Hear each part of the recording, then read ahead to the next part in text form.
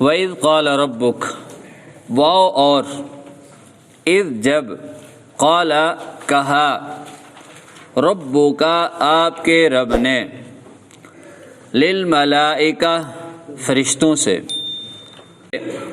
انی بے شک میں، جاعل بنانے والا ہوں، فی الارض زمین میں، خلیفتاً خلیفہ۔ وَإِذْ قَالَ رَبُّكَ لِلْمَلَائِكَةِ إِنِّي جَاعِلٌ فِي الْأَرْضِ خَلِيفَةً، اور جب کہا آپ کے رب نے فرشتوں سے، بے شک میں بنانے والا ہوں زمین میں خلیفہ۔ قالوا، انہوں نے کہا، اتجعل، کیا تو بناتا ہے، فیہا اس میں، من اسے جو، یفسد فساد کرے گا، فیہا اس میں، ویسفک الدماء، وہ اور یسفی بہائے گا، الدماء خون۔ قالوا اتجعل فیہا من یفسد فیہا ویسفک الدماء، انہوں نے کہا کیا تو بناتا ہے اس میں اسے جو فساد کرے گا اس میں اور بہائے گا اس میں خون۔ وَنَحْنُ نُسَبِّحُ بِحَمْدِكَ، وہ اور نحن ہم، نسبح تسبیح بیان کرتے ہیں، بحمدک تیری تعریف کے ساتھ، وَنُقَدِّسُ اور پاکی بیان کرتے ہیں لک تیری، وَنَحْنُ نُسَبِّحُ بِحَمْدِكَ وَنُقَدِّسُ لَكَ اور ہم تسبیح بیان کرتے ہیں تیری حمد کے ساتھ اور پاکی بیان کرتے ہیں تیری۔ قال انی اعلم ما لا تعلمون، قال اللہ تعالیٰ نے فرمایا، انی بے شک میں، اعلم جانتا ہوں، ما جو کچھ، لا نہیں، تعلمون تم جانتے۔ قال انی اعلم ما لا تعلمون، فرمایا بے شک میں جانتا ہوں جو کچھ تم نہیں جانتے۔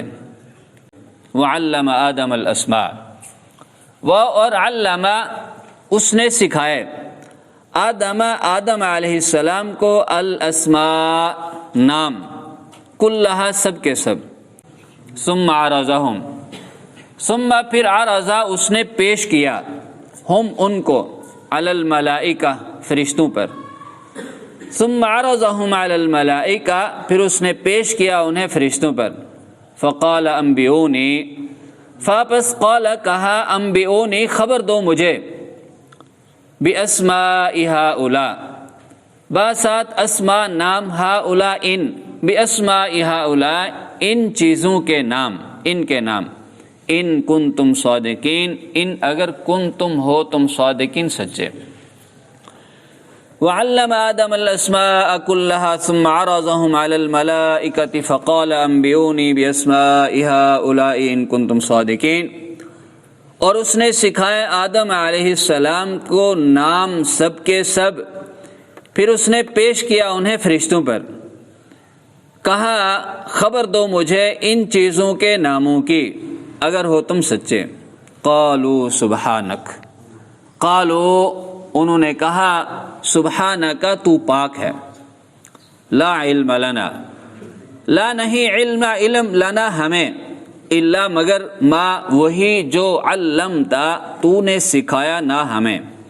قالوا سبحانک لا علم لنا الا ما علمتنا، انہوں نے کہا تو پاک ہے، نہیں علم ہمیں مگر وہی جو تو نے ہمیں سکھایا۔ انک انت العلیم الحکیم، انک بے شک تو، انت تو ہی، العلیم خوب جاننے والا، الحکیم بڑی حکمتوں والا ہے۔ انک انت العلیم الحکیم، بے شک تو خوب جاننے والا بڑی حکمتوں والا ہے۔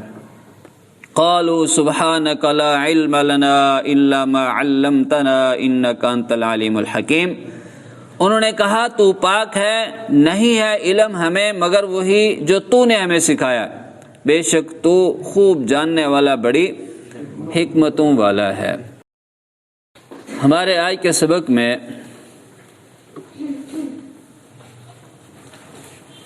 یہ بات بیان کی جا رہی ہے کہ اللہ رب العزت نے فرشتوں سے کہا کہ میں زمین میں خلیفہ بنانے والا ہوں۔ خلیفہ، یہاں سے یہ بات سامنے آتی ہے کہ فرشتے ایک الگ مخلوق ہیں۔ فرشتے ایک الگ مخلوق ہیں، اور یہ بات بھی سامنے آتی ہے کہ فرشتے انسانوں سے پہلے کے ہیں، انسان بعد میں پیدا ہوئے۔ فرشتوں کو اللہ نے پہلے پیدا کیا جو اللہ کی تسبیح بیان کرتے ہیں۔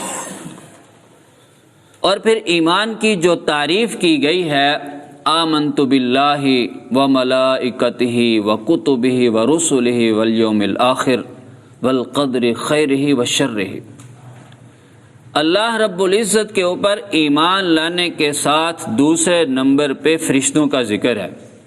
آمنت باللہ وملائکتہ، ہمارے ایمان کا یہ لازمی جز ہے، اللہ کے اوپر ایمان لانے کے ساتھ ساتھ فرشتوں کے اوپر ایمان رکھنا یہ ہمارے ایمان کا حصہ ہے۔ اور اس کے بعد کتابوں کا ہے، پھر رسولوں کا ہے، پھر تقدیر کا اچھی اور بری کا ہے، اور باقی چیزیں بعد میں۔ تو یہاں یہ بات بھی سامنے آتی ہے کہ فرشتے الگ مخلوق ہیں، انسانوں کی پیدائش سے پہلے موجود تھے، اور اللہ کے اوپر ایمان لانے کے ساتھ ساتھ فرشتوں کے اوپر ایمان لانا بھی ضروری ہے۔ اب یہاں بیان کیا جا رہا ہے وَإِذْ قَالَ رَبُّكَ لِلْمَلَائِكَةِ إِنِّي جَاعِلٌ فِي الْأَرْضِ خلیفہ، جب اللہ رب العزت نے فرشتوں سے کہا کہ میں خلیفہ بنانے والا ہوں۔ اب سوال یہ ہے خلیفہ کسے کہتے ہیں؟ خلیفے کا معنی کیا ہے، مطلب کیا ہے، خلیفے سے یہاں کیا مراد ہے؟ تو اس کا پہلا جواب یہ ہے کہ خلیفہ ایسے بندے کا ہوتا ہے جس کو موت آ جائے، بندہ فوت ہو جائے، اس کے بعد اس کا جان نشین بنے، یہ خلیفہ ہے۔ ایک بندہ دنیا چھوڑ گیا، چلا گیا، اس کے بعد خلیفہ ہے۔ دوسرا اس کا معنی یہ کیا گیا ہے کہ کسی انسان کی عدم موجودگی میں اس کا جان نشین بننا۔ ایک بندہ ایک عہدے کے اوپر فائز ہے، موقع پہ موجود نہیں ہے، اب اس کا جان نشین ہونا چاہیے، یہ بھی خلیفے کے معنی میں آتا ہے۔ اور تیسری چیز یہ کہ ایسی ڈیوٹی، ایسی ذمہ داری جو انسان خود ساری نہ نبھا سکے، کسی کو اپنا جان نشین بنا دے، یہ خلیفہ ہے۔ تو یہ خلیفے کے مختلف معنی ہیں۔ اور پھر اللہ رب العزت کا خلیفہ تو انسان ہو ہی نہیں سکتا، کیوں؟ اس لیے کہ جب پہلی چیز جو ہے موت کے بعد جو جان نشین بنتا ہے وہ خلیفہ ہوتا ہے۔ اللہ کو تو موت ہی نہیں آتی، وہ تو حی قیوم ہے، وہ ہمیشہ زندہ رہنے اور قائم رہنے والا ہے، اس کو تو موت ہی نہیں آتی۔ اور پھر وہ غائب بھی نہیں ہوتا، وہ غائب ہو تو پیچھے سے جان نشین مقرر کرے، یہ بھی اس کے اندر جو ہے وہ چیز نہیں ہے۔ اور تیسری چیز، کوئی ایسا کام ہے ہی نہیں جو وہ خود نہ کر سکتا اور کسی کو اپنا جان نشین اور سیکرٹری بنا لے، ایسی چیز بھی نہیں ہے۔ تو سوال یہ ہے کہ خلیفے کا کیا معنی ہوا؟ ابن کثیر رحمۃ اللہ علیہ فرماتے ہیں کہ قوما یخلف بعضهم بعضا قرنا بعد قرن، ایسے لوگ جو ایک کے بعد دوسرے، دوسرے کے بعد تیسرے، تیسرے کے بعد چوتھے، چوتھے کے بعد پانچویں، نسل در نسل ایک دوسرے کے جان نشین بنتے رہیں، اس کو خلیفہ بولتے ہیں۔ اور اللہ رب العزت نے اس زمین کے اوپر اسی مناسبت سے آدم علیہ السلام کو آباد کیا، اس کے بعد پھر ان کی نسل، پھر آگے سلسلہ چلتا رہا، یہ ایک دوسرے کے جان نشین ہے۔ اصل میں خلیفہ کا مطلب یہ ہے۔ اور دوسرا اس کا معنی یہ بھی مراد لیا گیا ہے کہ اللہ رب العزت مکمل کنٹرول اور اختیار رکھتے ہیں۔ تو زمین کے اوپر اللہ رب العزت نے انسان کو بھی کچھ اختیارات دیے ہیں، اور اس کے اندر انسان کی آزمائش ہے کہ انسان ان اختیارات کو کہاں اور کیسے استعمال کرتا ہے، کیسے استعمال کرتا ہے۔ تو اس لیے یہاں کہا جا رہا ہے کہ وَإِذْ قَالَ رَبُّكَ لِلْمَلَائِكَةِ إِنِّي جَاعِلٌ فِي الْأَرْضِ خلیفہ، کہ اللہ فرماتے ہیں ہم نے فرشتوں سے کہا کہ ہم خلیفہ بنانے والے ہیں۔ تو قَالُوا أَتَجْعَلُ فِيهَا مَن يُفْسِدُ فِيهَا وَيَسْفِكُ الدِّمَاءَ، تو وہ کہنے لگے کہ تو ایسے لوگوں کو پیدا کرتا ہے جو زمین میں فساد کریں گے اور خون بہائیں گے۔ اب یہاں سے کیا بات سامنے، ایک سا مطلب ہے فرشتے غیب جانتے ہیں۔ فرشتوں کو کیسے پتہ چل گیا کہ جو مخلوق پیدا ہونے والی ہے وہ فساد بھی کرے گی، خون بھی بہائے گی؟ تو اس کا جواب یہ ہے کہ اگلی آیت کے آخر میں آ رہا ہے کہ قالوا سبحانک لا علم لنا الا ما علمتنا، ہمیں علم نہیں ہے مگر وہی جو تو نے ہمیں سکھایا۔ تو اتنا علم تو اللہ نے ان کو دے دیا تھا کہ میں ایسے ایسے فرشتوں کو زمین کے اوپر انسانوں کو پیدا کرنے لگا ہوں، ان کی یہ خاصیت ہوگی، یہ صفت ہوگی، یہ طبیعت ہوگی، یہ نیچر ہوگی ان کی، اتنا اللہ نے بتا دیا۔ اور اس کے علاوہ کیا کچھ بتایا یہ اللہ رب العزت جانتے ہیں، تفصیل نہیں ہے۔ تو فرشتے کہنے لگے وَنَحْنُ نُسَبِّحُ بِحَمْدِكَ وَنُقَدِّسُ لَكَ، یا اللہ ہم تیری تسبیح بیان کرتے ہیں، ہم تیری پاکی بیان کرتے ہیں، تو کون سی مخلوق پیدا کرنے لگا ہے جو فساد بھی کرے گی، خون بھی بہے گی؟ تو اللہ رب العزت نے فرمایا انی اعلم ما لا تعلمون، میں وہ کچھ جانتا ہوں جو تم نہیں جانتے، جو کچھ میں جانتا ہوں تم نہیں جانتے۔ تو اللہ رب العزت نے آدم علیہ السلام کی یا انسانیت کی فرشتوں کے اوپر فوقیت ثابت کرنے کے لیے اللہ نے ان چیزوں کے نام جو زمین کے اوپر آ کر ان سے متعلقہ تھیں، ان کے نام آدم علیہ السلام کو سکھلا دیے، اور وہی چیزیں فرشتوں کے اوپر پیش کی کہ ان کے نام بتاؤ۔ وہ کہنے لگے یا اللہ ہم تو نہیں جانتے، ہم نہیں جانتے۔ کیوں؟ اس لیے جو کچھ تو نے ہمیں سکھایا ہم تو صرف اتنا ہی جانتے ہیں، اس کے علاوہ ہمیں علم نہیں ہے۔ تو یہاں سے یہ بات سامنے آتی ہے کہ فرشتے غیب نہیں جانتے۔ فرشتے غیب جانتے ہوتے تو وہ فوراً کہہ دیتے اس کا نام یہ ہے، اس کا یہ، اس کا یہ، اس کا یہ ہے۔ فرشتے غیب نہیں جانتے۔ صحیح مسلم میں حضرت عائشہ صدیقہ رضی اللہ تعالیٰ عنہ سے آتا ہے، وہ بیان کرتی ہیں کہ جو بندہ یہ کہے کہ نبی غیب جانتا ہے وہ جھوٹ بولتا ہے۔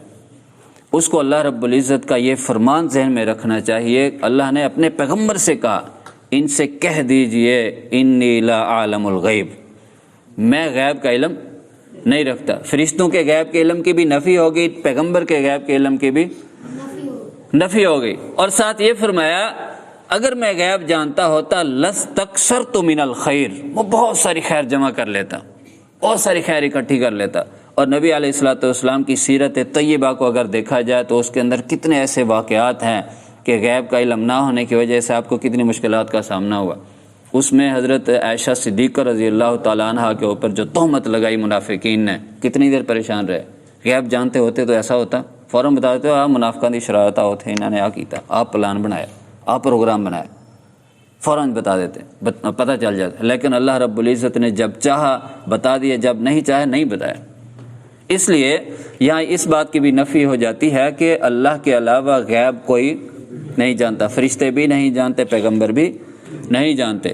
تو فرشتے کہنے لگے قالوا سبحانک، یا اللہ تو پاک ہے، تو پاک ہے، ہم تیری پاکیزگی بیان کرتے ہیں۔ اور یہ بات بھی سامنے آتی ہے کہ فرشتوں کو علم ہو گیا کہ اللہ نے، ہم اللہ کی تسبیح بیان کرتے ہیں، تو زمین کے اوپر خلیفہ بننے کے لیے صرف تسبیح و تقدیس کا کام نہیں ہے، اس کے ساتھ ساتھ دوسرا علم بھی چاہیے، دوسرا علم بھی چاہیے جس کی وجہ سے جو ہے وہ انسان زمین کے اوپر خلیفہ اور جانشین کوئی بن سکتا ہے۔ اور آخری بات قالوا سبحانک، کہنے لگے یا اللہ تو پاک ہے، تو پاک ہے۔